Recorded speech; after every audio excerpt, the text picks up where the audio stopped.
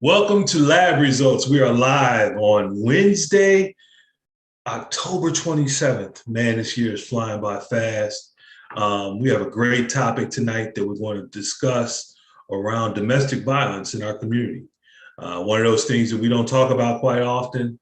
It's kind of the dirty little secret a lot of times in all of our lives, but at some point we've all seen it. We've all experienced in some form or fashion. And we want to talk about ways to mitigate it, ways to recognize and kind of work through it as well. So tonight I have a great guest on who is a professional in the field and was in the Black Man Lab on Monday as one of our panelists. And I thought it would be great to bring him on here to give some of his background and to be able to talk about the subject matter at hand. But before we get to that, what we do here at the Black Man Lab and Lab Results now is discuss what got us here first, right? So Black Man Lab was started roughly 4 years ago by four fathers that came together to have a different voice for their sons. We know as fathers quite often our sons, tune us out, but they might listen to an uncle, listen to a godfather, a close friend, whoever. They'll listen to somebody else that might say the exact same thing that we say, but it comes from a different voice, so they'll listen. Well, that's how it started with four fathers. And then what those fathers did was they brought in other voices, other Black men that were professionals in different areas of industry that the young men were interested in. That grew to, prior to the pandemic, of us having over 250 Black men in the same room every week discussing different topic matter. We're back to being live now, but we did not want to stop this virtual piece that we have because it allows us to bring in other voices from whether it's from other cities, whether it's somebody that might not have been there on Monday. But we want to bring in as many voices as we can so that these topics are heard by our young folks and likewise by folks of a certain age as well. So what we do, though, is every week we always make sure that we are acknowledging our ancestors, those that came before us. So what we do is a real simple libation. Normally I grew up on the south side of Chicago and a lot of time in the park. We talk about somebody that may no longer be here and may have been having a little sip on something and we pour out a little liquor for them. That's a form of libation. What we do here, though, is we simply just say their name. We just say a name of an ancestor that meant something to us, an ancestor that would be proud of us being in this space, doing the work that we've been doing. So we always just give a shout out to that one. We'll say one name, and then we let that be our guide for the evening. So I'm going to ask my guest before I introduce him. I'm just going to ask him to come on, and at the count of three, just give a name of an ancestor important to you, and then after that we'll say Ashe. So on three, 1, 2, 3. Sylvester Alicia Cleed. Ashe. Ashe. So we just do that because we want to make sure that we are acknowledging those that came before us and bring them into this space. It's important that we have them in this space as well. So without further ado, well, actually, before I do that, even I want to talk about last night. Last night, Black Man Lab has sponsored the We Need You project. And the We Need You project is where we have allowed our young folks, both folks within the Black Man Lab, as well as people that are associated with Black Man Lab, so young ladies as well, to put out a product. And what they did was they took Brother Mowley Davis's book, the We Need You book, and they created art, they created music, they created spoken word, all that was associated with the book. They were all required to read the book and then create from there. And the product that they've put out is absolutely amazing. So we have I believe it's 25 track album now from the We Need You project. So last night was the release party for that, and it was amazing. Some of our young folks performed. We had industry professionals there. Across the board, people thought that it was great. And we want to make sure that we are pushing this project and this music out for one reason. The reason is that it shows the ability of our culture to do amazing things when given the opportunity. These young folks, some of them were not music people. They weren't singers. They might not have been rappers, let alone spoken word artists, whatever. But what they did was they dug into their God-given talents and created all of this. And again, absolutely amazing. And along with that, it's a high level of consciousness with everything that was created. So I'm gonna bring my brother Mark Lawson, who is our engineer for everything that we do here at Black Man Lab. He's the one who makes sure that this goes off every week. The Black Lab results goes off every week. And then when we need him in the Black Man Lab for anything technology related, he's our go-to guy. And likewise with the project, he was one of our mentors on it as well. So Mark, if you could jump on and just tell people how they can connect to the We Need You project and the products that were put out from there. Yes. So the We Need You project is available on all streaming networks. So just go to your favorite platform, iTunes, Apple Music, Spotify, Amazon Music, and type in Black Man Lab. That will take you to the We Need You album.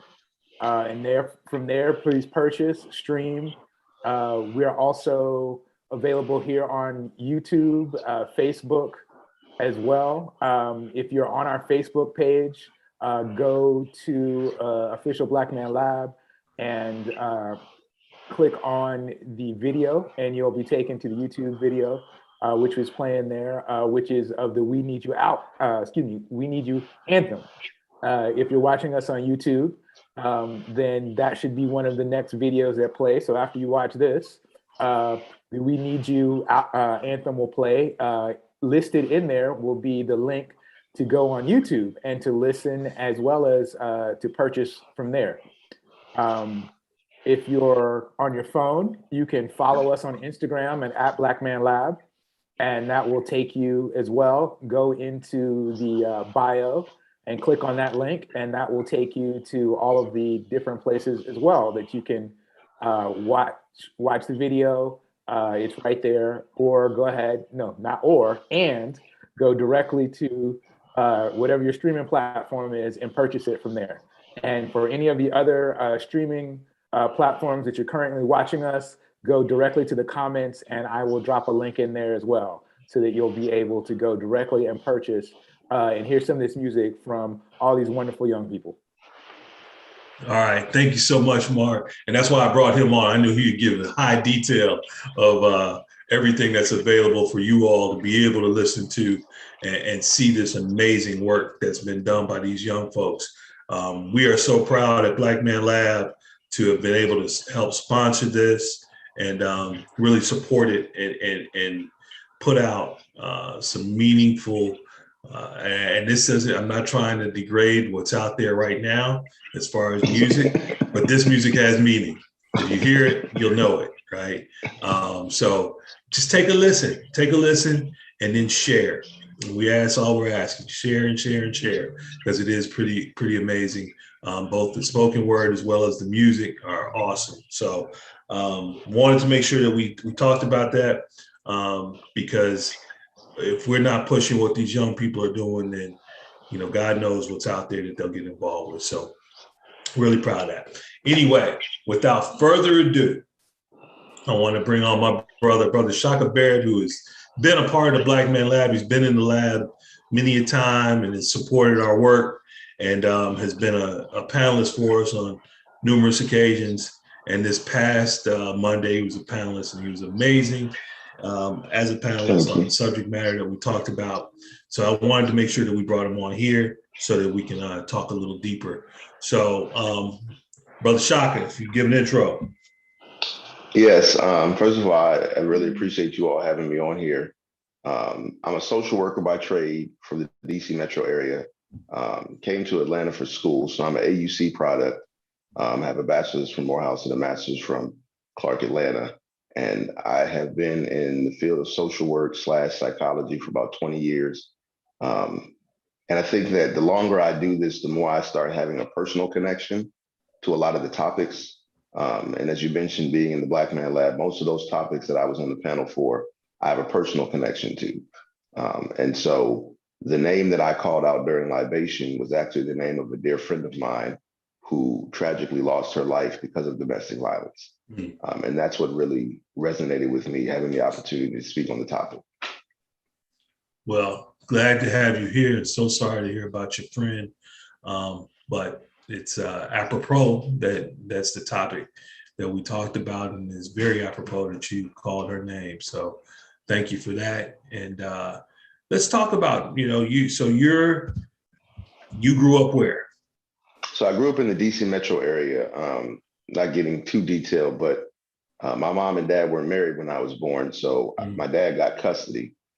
So I spent time visiting my mom in DC, and then I grew up in PG County with my dad, my other mom, and my siblings. Gotcha. I know that area well. Okay. Well, first of all, I grew up.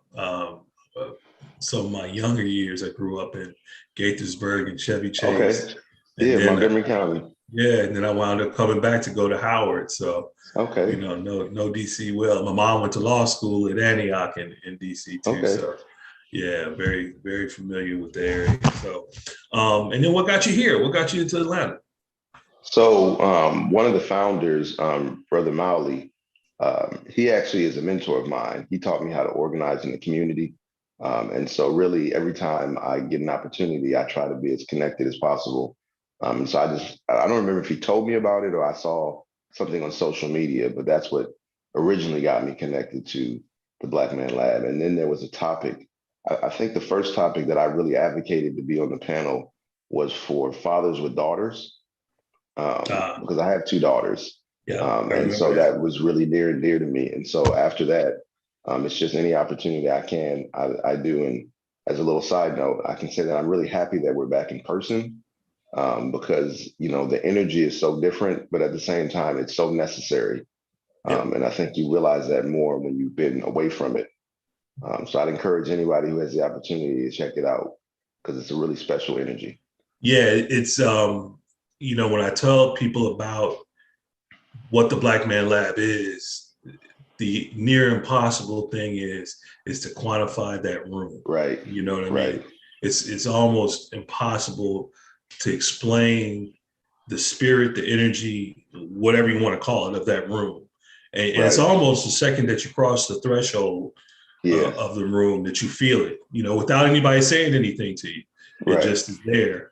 And I think what we've tried to provide is a safe, as we say all the time, a safe and sacred place for Black men, which there are those places out there. But in this particular instance, I think the sacred part of it is what shines through. There's this Right. level of kind of unfiltered love that we wind up showing to one another, no matter what walk of life you're coming from. Right. That resonates in that room. So as you said, hey, if you are in the Atlanta area, I beg any land that's out there, just show up one day. Just show up. Definitely.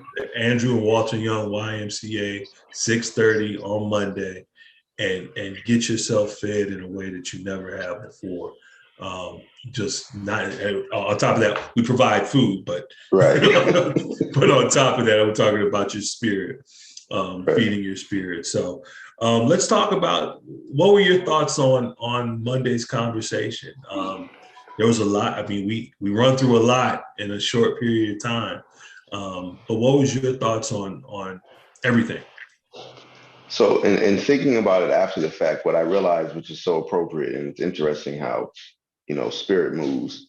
What we were just talking about, I think that because of that sacred space and that energy from being in a safe, sacred space, the biggest thing that I took away from yesterday was how broad domestic violence really is. Mm. A lot of times it's dealt with as a male to female situation.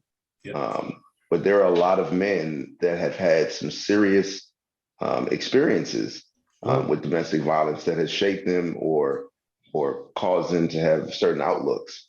And so I think that was the biggest thing that I took away from that experience, as well as the fact that because of the way it's looked at in society, it can create some uncomfortable situations between men and women.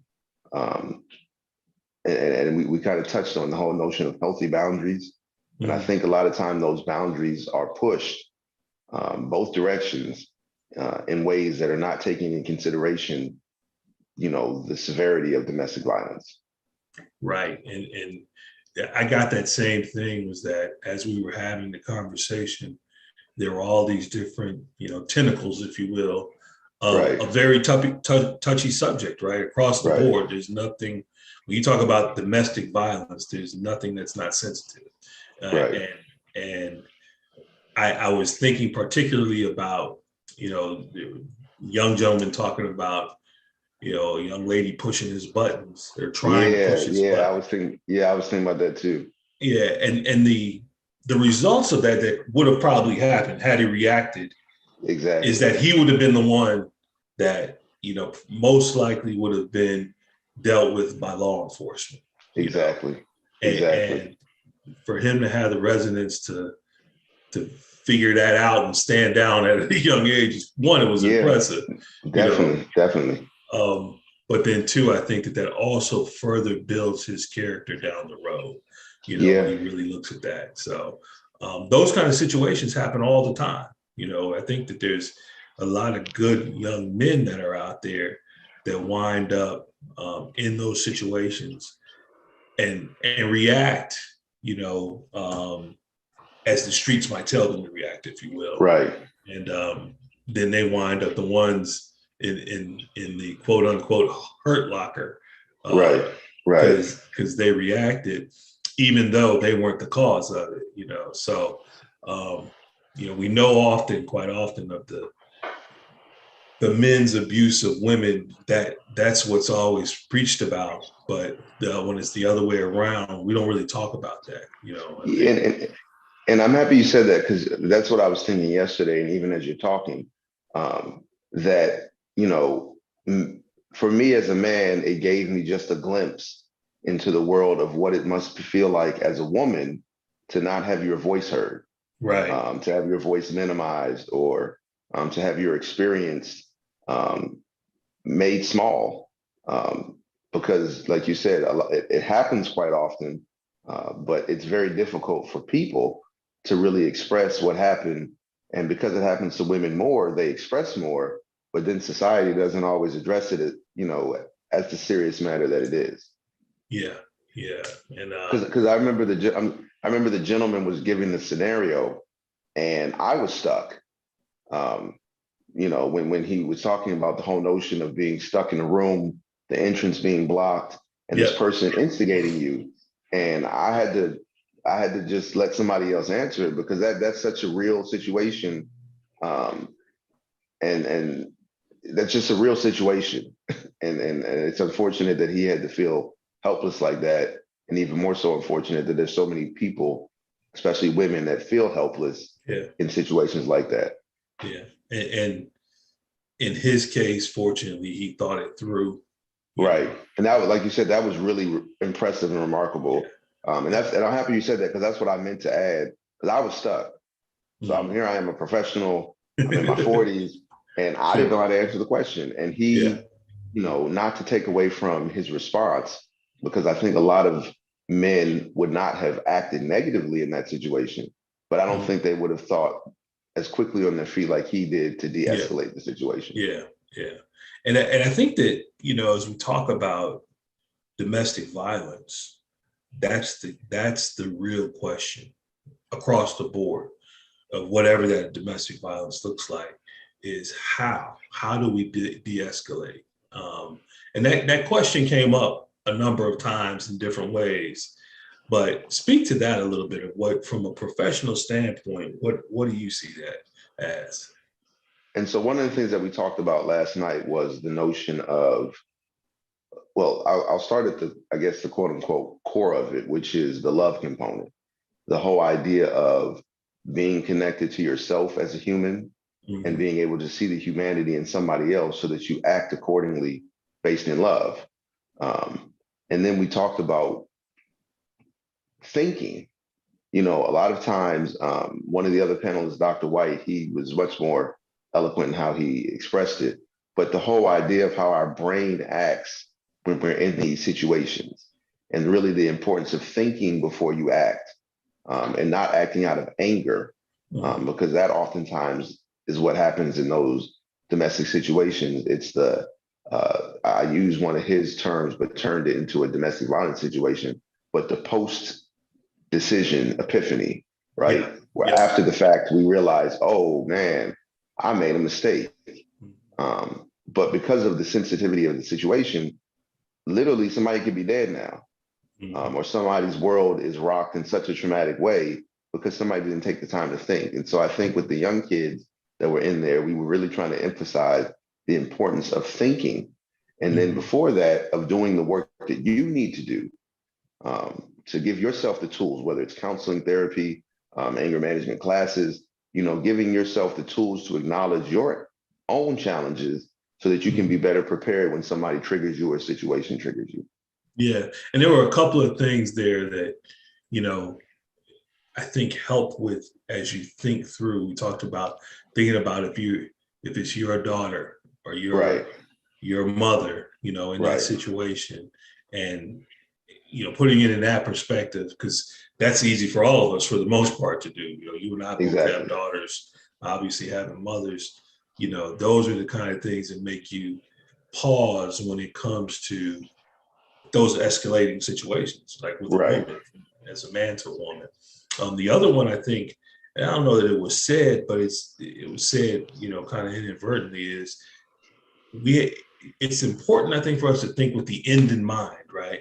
In everything that we do, but particularly as it is in relationships, when you think about what's going to happen, 4 steps down the road if I behave a certain way.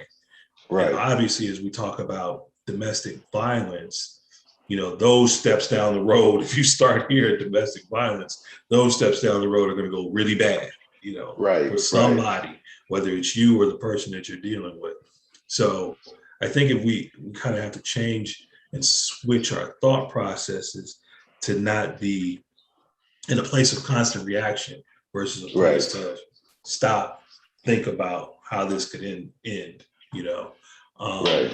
So I was thinking all these things were going on as you guys were talking on the panel, and I just wanted to add to what you were saying, because we kind of got off on a really powerful space, because one of the brothers was sharing about his upbringing and how he never had a personal experience with domestic violence where he was, it happened to him or he perpetrated on somebody else, but how he grew up in a home where he saw that.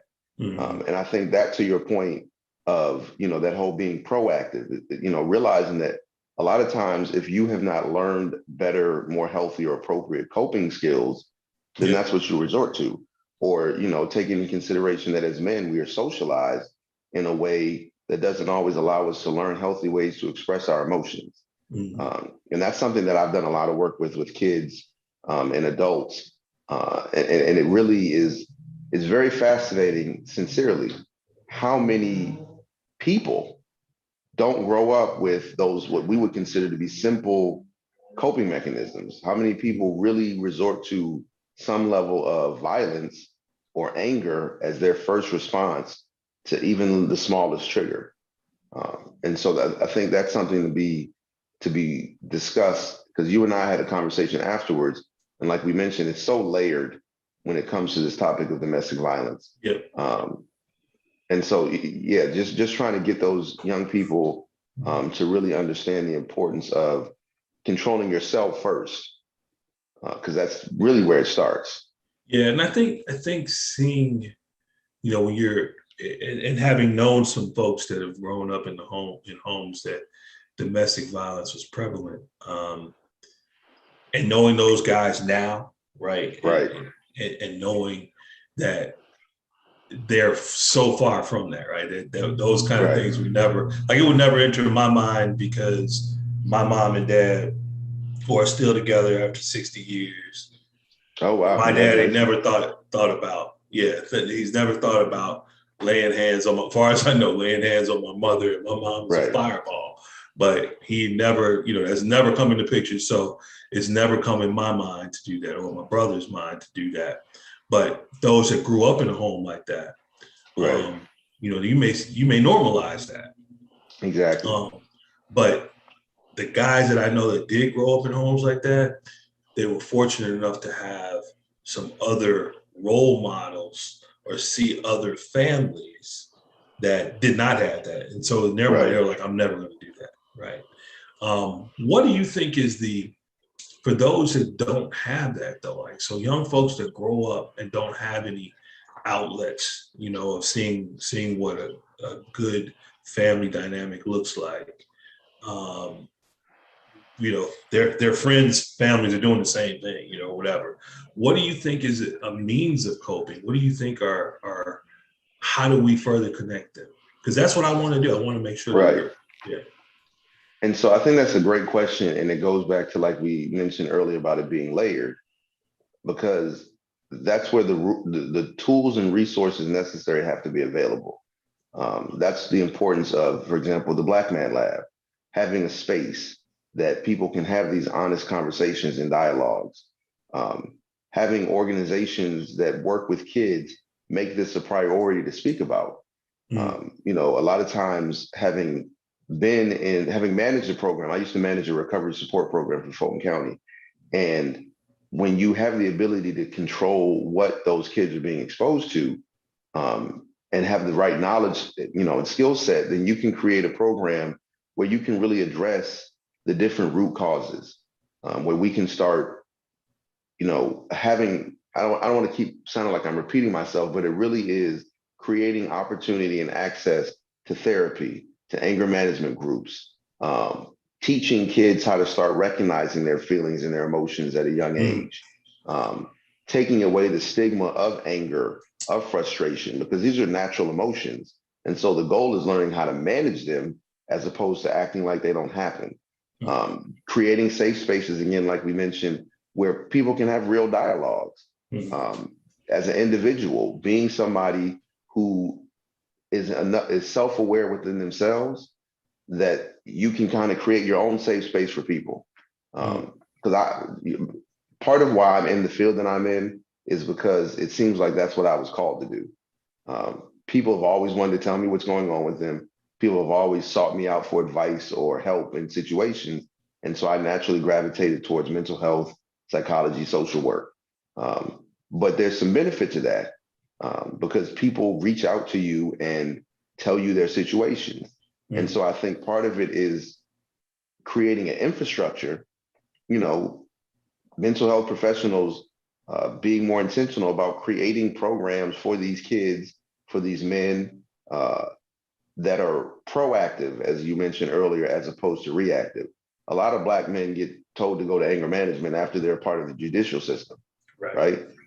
Well, why not have that available beforehand? And then how do you make that accessible and make individuals aware that that's important?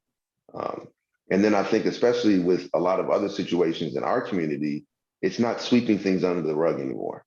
Because so many things get, what's going on, you know what I'm saying? Yeah. But, you're not supposed to say anything, or am I making sense? No, absolutely. Absolutely. And so I think, and like I said before, it's so layered.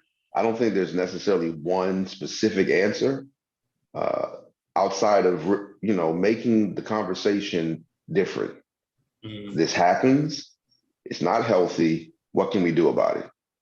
As opposed to, when it happens, saying, oh, yeah, that shouldn't happen. It does happen.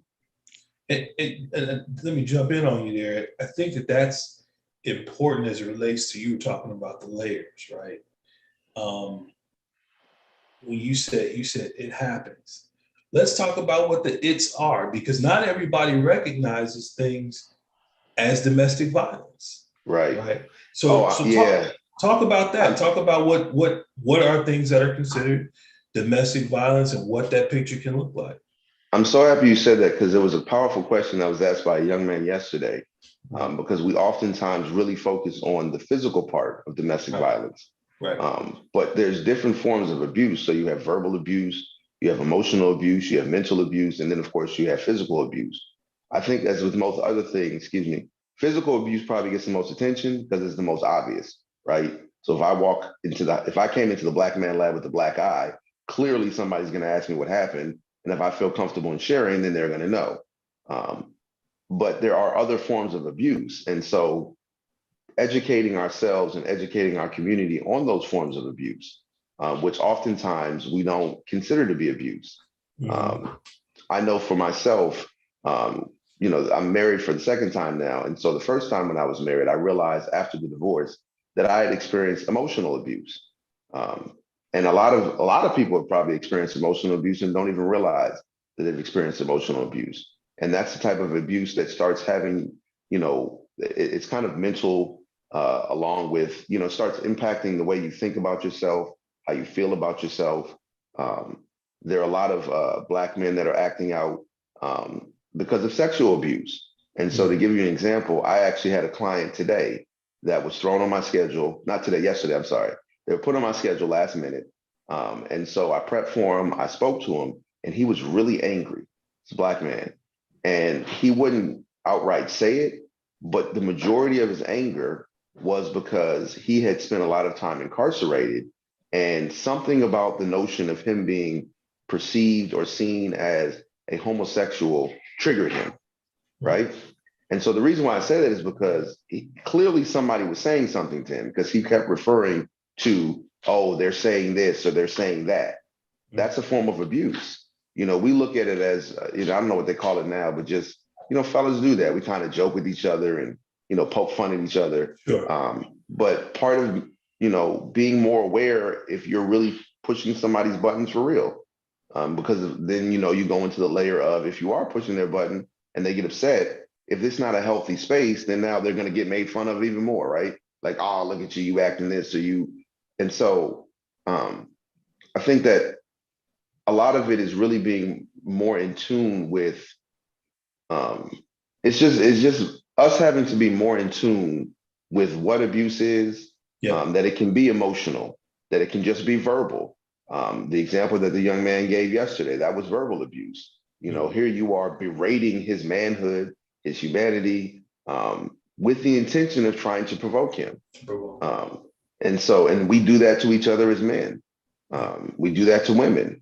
And so, like we said, the emotional part, of course, the physical part, and then, one of the hardest ones to talk about, even as a professional, is the sexual part. Because there are a lot of people who have experienced sexual abuse, which can be a form of domestic violence.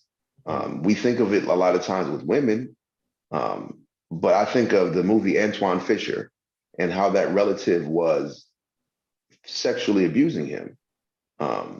That was a form of domestic violence.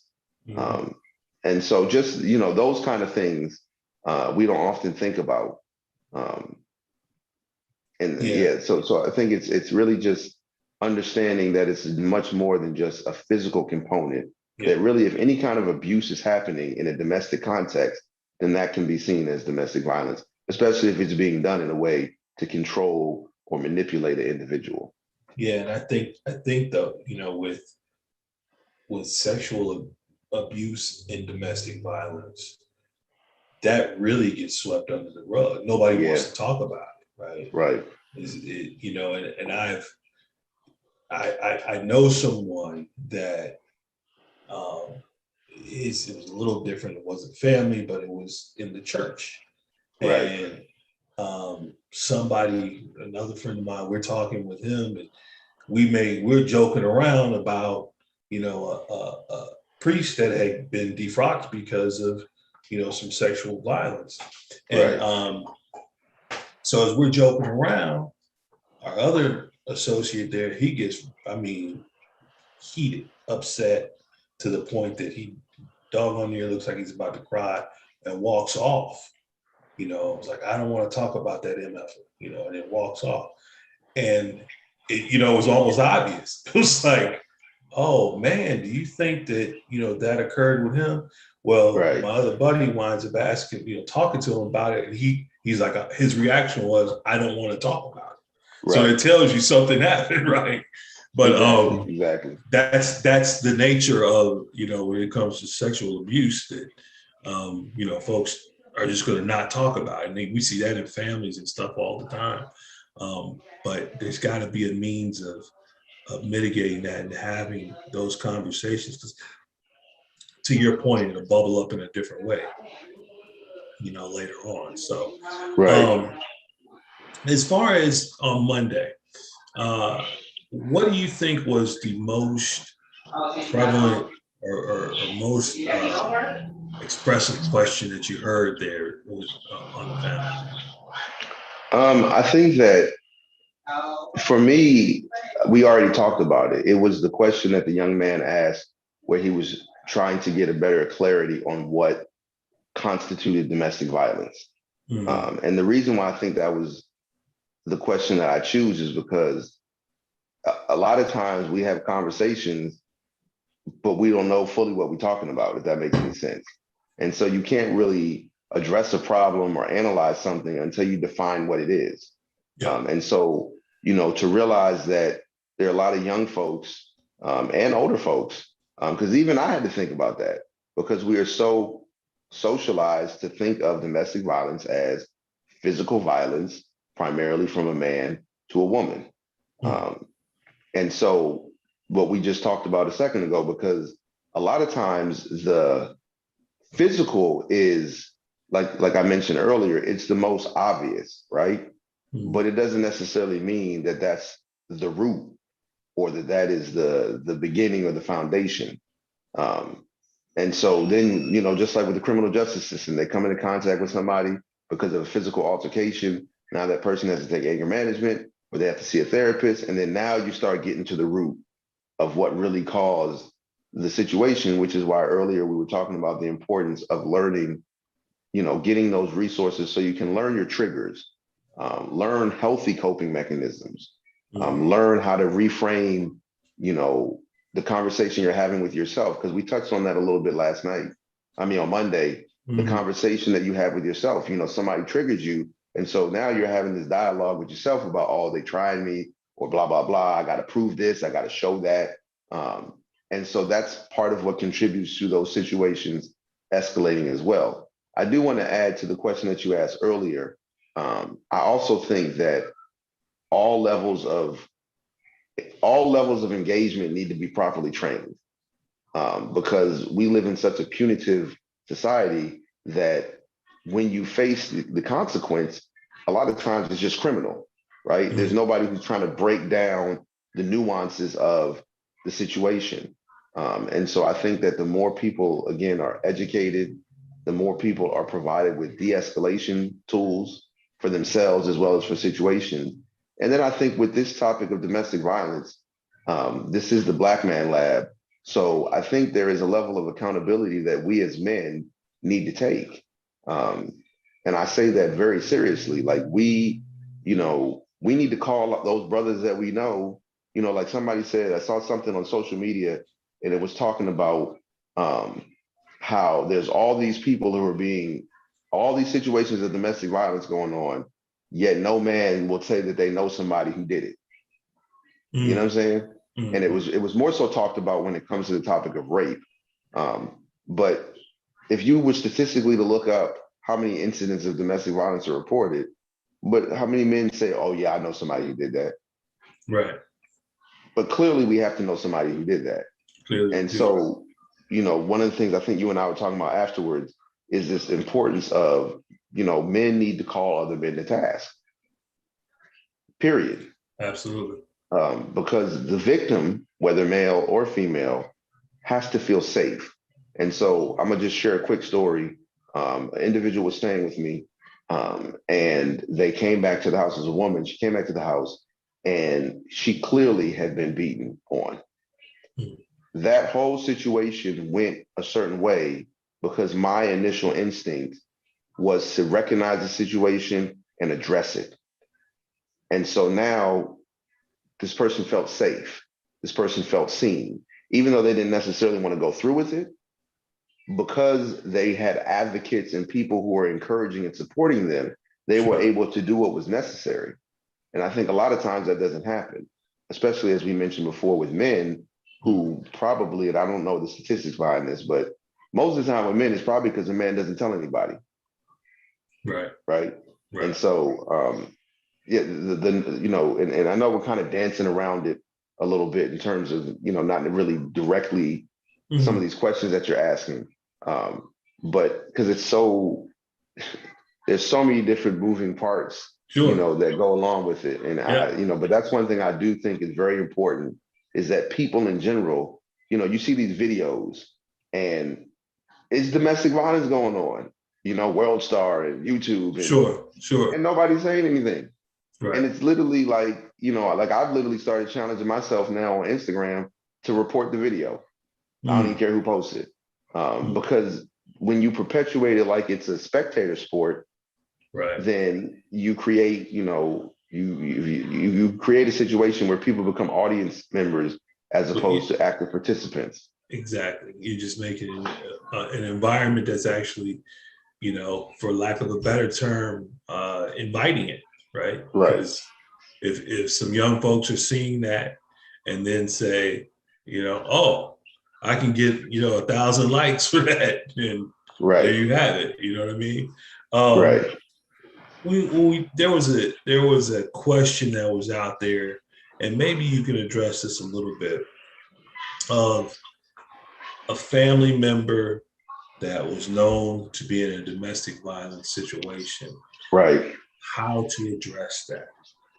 Talk And about that a little bit, because you touched on a little bit there, where you said accountability and you have to say something. But sometimes in families, there's so many dynamics. It might be actually my cousin, laying hands on his wife or his right. girlfriend, so that makes it weird because it's my cousin. But Right. I'm close to that young lady too, because she's been part of Right. the family, and I don't know what to do. So let's talk about that a little bit. Well, I think that goes back to what we talked about earlier in terms of the importance of speaking up, not just being a spectator, but actually being an active participant. And so it's, I'm sure I will honestly say that I don't know what the textbooks say, but what I do know from experience is that you have to address it head on. One of the things that makes domestic violence so difficult is it's so uncomfortable. And I think that we have to start making ourselves comfortable in that uncomfortable topic. Um, Right. and so, having a conversation where, the reason again that I referred to the friend of mine that I lost is because with the training and the experience that I have in life now, there are times that I feel bad because I feel like I could have really intervened differently in that situation. And so when it happened again, I was much more intentional to say, these are your options. These are potential resources, but let's look at what ultimately could happen. And I know people don't like to always say, oh, that's worst case scenario, but that's what you have to really think about. I had a friend of mine call me up within the last month, and she just left a domestic violence situation. The boyfriend is a police officer. She got a temporary restraining order against him. And literally, first, she didn't know what to do.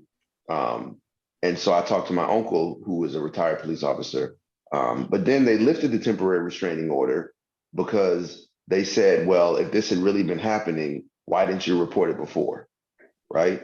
And so now she felt invisible. She felt helpless. She felt unseen. And so, it really is about addressing that person with the understanding that I love you. And I'm telling you this because you are important to me. But unfortunately, you can't make people more important to them than they make themselves Right. important. Right. But I think Right. when you start doing that, then it opens up the realm of, oh, I didn't think about it this way. But it also reminds them that they're not by themselves. And Yeah. so, to your question, one thing specifically is let that person know that they're not alone. I see what happens. I Yeah. see you. I see how it impacts you, and it impacts me. And it's important to me that you get the assistance or the help or whatever it is that you need, um, because that I think that makes a difference. Because now that person feels seen, and Mhm. really press on them about the importance of addressing it. One of the things that I realized helped the friend that I mentioned was getting her to understand that your voice and speaking on it and doing something about it is not just so you hope something happens. It's because it helps you reclaim your power, Mm. right? So you're no longer sitting in the situation in silence. You're no longer just dealing with it as just the status quo. You are addressing it for yourself as a problem. And I mention it that way because unfortunately, there are a lot of situations where, depending on who that man is, if it's a male, female situation or woman, um, they have a certain level of influence in the community that absolves them of real consequences. Mm. And so your power is you said no, you said not anymore, and you removed yourself from the situation. And so that empowerment, that recognition of that person's humanity and the experience, and doing it in a way that shows you love them and that there's a severity to the situation.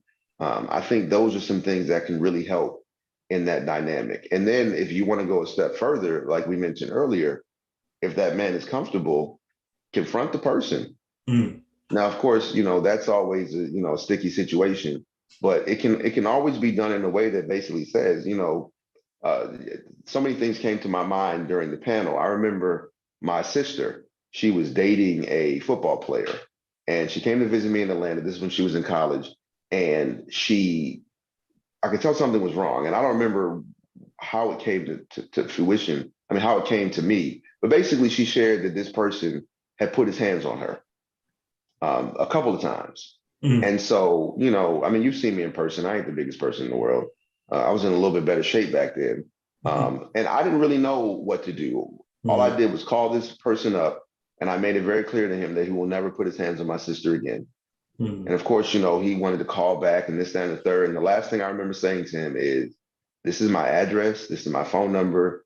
You're a professional football player. You have disposable income. Let me know what terminal of Hartsfield-Jackson International Airport you're going to be at, and I will meet you there. We can finish this conversation.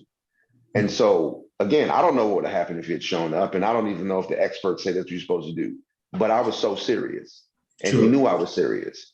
And beyond that, my sister saw I was serious. The victim saw that I was serious.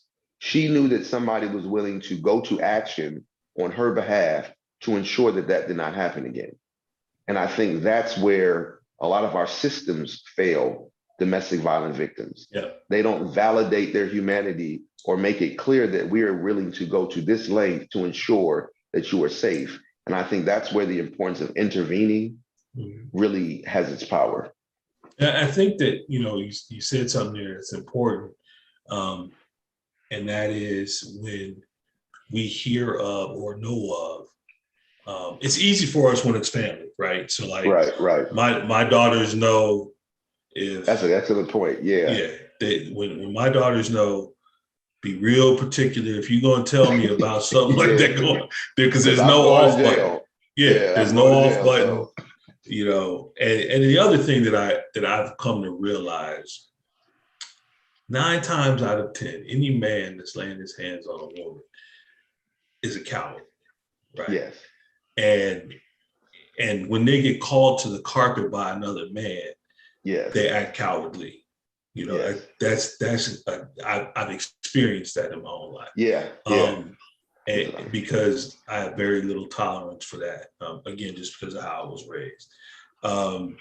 But I think that, like I said, it's really easy when it's family, particularly if it was your daughters. That's real easy to know how you're going to react to it. But I think a lot of times what we do as a community is those things happen. We know they happen. And we don't hold that other man who, for all practical purposes is a coward. We don't hold him accountable, to do what you were talking about. Right. And that guy, be a pro football player or not, reacted the way that he did with you because of who he really is, because no real man is doing that. You know what I mean? No real man is doing that. And that's I'm not trying to say what a real man is, but I'll say this and be very clear. A real man doesn't need to put his hands on a woman, period. He just don't. There's no, a real man can walk away, So I think that it's important that we as a community start to make those decisions and make those actions happen where we respond when we see, a brother behaving in that kind of a character, that we say, nah, man, you don't do it. That ain't gonna happen no more. And if it does, there's consequences. And so to your point, there was a situation that I remember. I wasn't a part of it, but I remember where there was a gentleman who had been in a situation where other brothers called him to task, and the energy was so different. And again, I just happened to notice it passing by. These are individuals that I was familiar with, but to your point, it made a difference because when you are confronted by an energy similar to yours, you're going to respond a little differently. But I think the biggest thing that you said that was so important was the notion that, you know, we have to start looking at the situation as one big family, right? And so as one big family, if you know something, I mean, it happens, there are plenty of times, and I'll even admit myself that there are numerous times, I won't say numerous, but there are a lot of times where looking back, I could have intervened in situations, but I didn't because I was on the bus and, you know, that's none of my business. Or, and intervening doesn't always have to be literally getting up into the middle of it, right?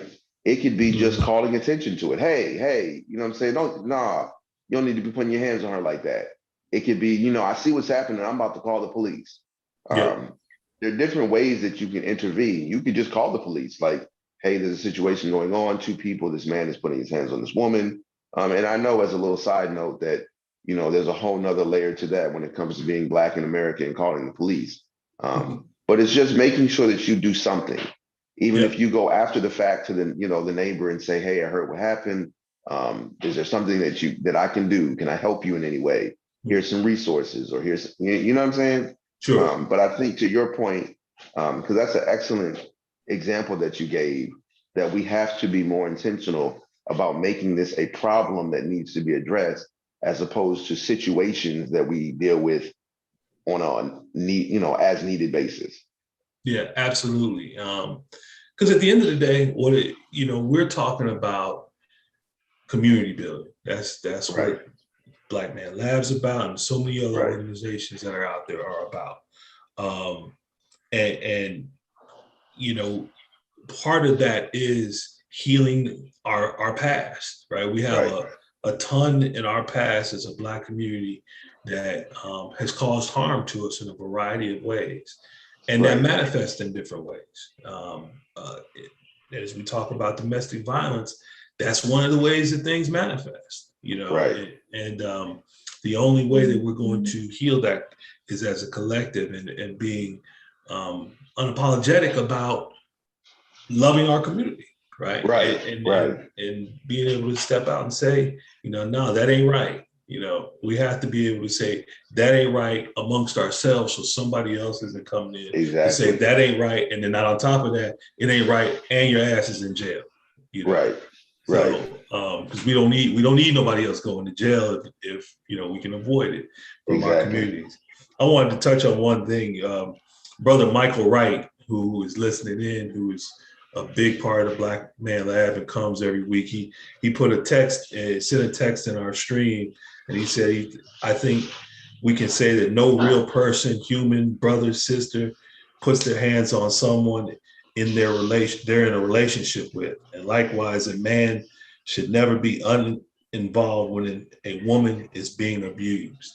And I completely agree with what Michael said. I think that's a wonderful way to say it. I like that, the uninvolved. Like, we should never be uninvolved.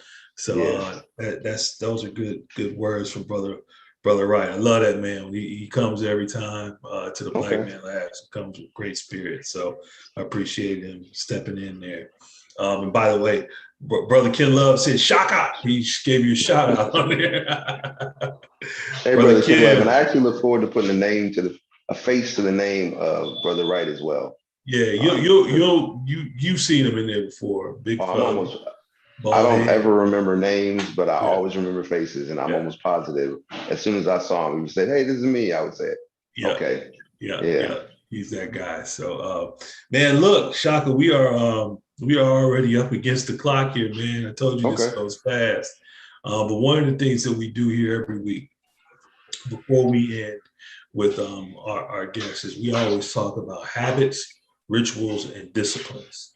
The things that you do on a daily basis that help you to move and get through life and get your job done however you need to get it done as it relates to your professional life as well as your personal life. So we're going to ask you, what are your habits, rituals, and disciplines that you do on a daily basis, brother? So first, I want to thank the Black Man Lab, because this space is part of why I have been way more intentional with doing this. And so my daily routine, habit, and ritual is I read my Bible. I read several books that go with the Bible, just little devotionals. I try to read an inspirational book.